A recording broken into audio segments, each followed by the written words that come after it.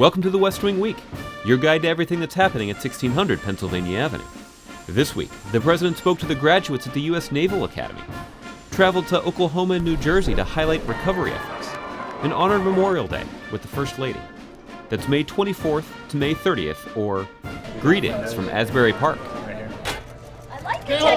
On Friday, the President traveled to Annapolis, Maryland, to give the commencement address to the 1,047 graduates of the U.S. Naval Academy's class of 2013, receive his honorary challenge coin and beer stein, and shake the hand of each graduate as they make that walk across the stage.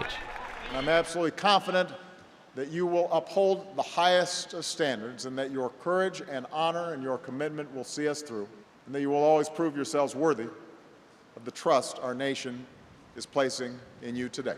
Later, the First Lady joined actress Kerry Washington on a visit to the Savoy School in southeast Washington, D.C., which is part of the President's Turnaround Arts Initiative, aimed at employing the arts in elementary schools to bolster academic success. There, the First Lady took part in the freeze dance activity with pre-K students, checked out fifth-grade art projects, and spoke about the importance of never giving up. But when you work hard and you invest thousands of hours in anything, you get better. And that's what you guys are learning here at Savoy.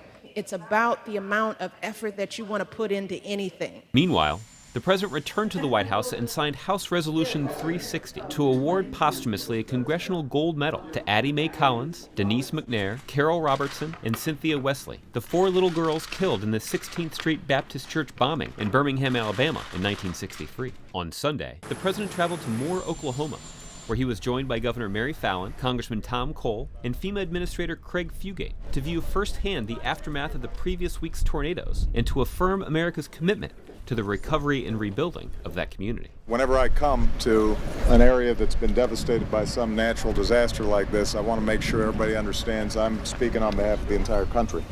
Everywhere, fellow Americans are praying with you, they're thinking about you, and they want to help. So I'm just a messenger here today, letting everybody here know that you are not alone. Later, the President visited Moore Fire Station No. 1, which has served as a command center throughout the disaster, first for search and rescue, and now for survivor services. Then, at Tinker Air Force Base, the President thanked the troops, their families, and the tornado forecasters from the NOAA Storm Prediction Center before boarding Air Force One and returning back to Washington.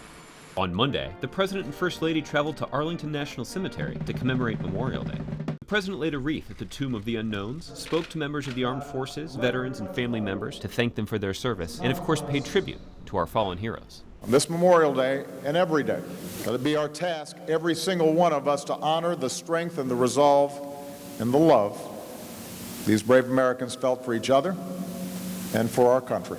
They then visited Section 60 to meet with those families spending their Memorial Day, honoring those who were killed while serving in Afghanistan and Iraq. Good to see who you remember. We're proud of them. On Tuesday, the President took a trip to one of the famed boardwalks of the Jersey Shore, where he visited with families and business owners who have just kicked off the summer tourism season after rebuilding from the devastation of Superstorm Sandy. The hard work of an awful lot of people. We've got wonderful shops and restaurants and arcades that are opening their doors. And I saw what thousands of Americans saw over Memorial Day weekend. You are stronger than the storm. After all you've dealt with, after all you've been through, the Jersey Shore is back and it is open for business. Meanwhile, the First Lady joined school children from across the country to harvest the summer crop from the White House kitchen garden, including children from 2 New Jersey schools that were affected by Superstorm Sandy. Ready.gov is a great resource on hurricane preparedness. And once you're done with that, go to whitehouse.gov for more information on any other second-term topics. And thanks again for checking out your West Wing Week. Got my mug.